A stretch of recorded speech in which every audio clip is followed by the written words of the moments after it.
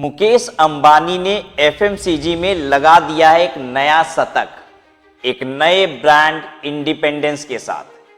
और रिलायंस जोरदार तरीके से एफएमसीजी सेक्टर को हिलाने के लिए तैयार है। हालांकि ब्रांड इंडिपेंडेंस को केवल गुजरात के लिए लॉन्च किया गया है, लेकिन कंपनी का प्लान इसे जल्द ही पूरे देश में लॉन्च करने का है। इस ब्रांड से कंपनी डेली रूटीन में इस्तेमाल होने वाले सामान की हाई क्वालिटी और किफायती रेंज में कस्टमर के लिए लेकर आई है। और इस ब्रांड से उम्मीद है कि वे जल्द ही भारत के लोगों के घरों में जगह बना लेगी। Well wait, it's not going to be an easy road. Reliance retails are now in direct competition with India's leading consumer goods player like ITC, Tata Group, Britannia, Hindustan Unilever, Adani Wilmar and many more.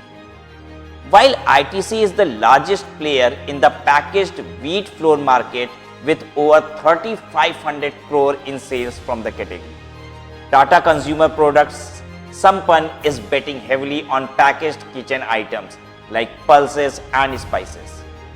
Britannia and Parle, apart from ITC, dominate the biscuits market in the country. अब ये देखना interesting होगा कि Reliance retails इतने बड़े brand के सामने कैसे अपने आप को एस्टैब्लिश करती है। और इसी डायरेक्शन में काम करते हुए रिलायंस रिटेल्स ने कई बड़ी छोटी फूड कंपनीज को एक्वायर किया है।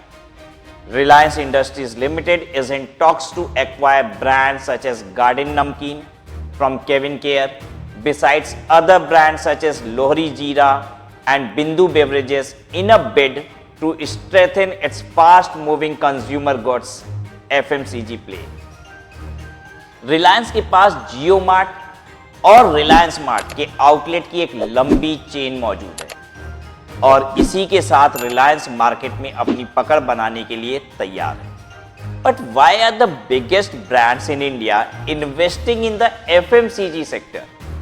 वेल, एनालिसिस के according the FMCG market in India is expected to increase at a compounded annual growth rate of 14.9% to reach $220 billion by 2025. from $110 billion in 2020. And the rising digital connectivity in cities and rural areas is driving the demand for FMCG through e-commerce portals. अब क्योंकि FMCG products की पूरे साल बारह महीने demand रहती है, इसलिए इस सेक्टर में इन्वेस्टमेंट इन्वेस्टर्स को अट्रैक्ट करता है। Reliance Retail will be facing tough competition from Adani Wilmar with its entry into the FMCG sector.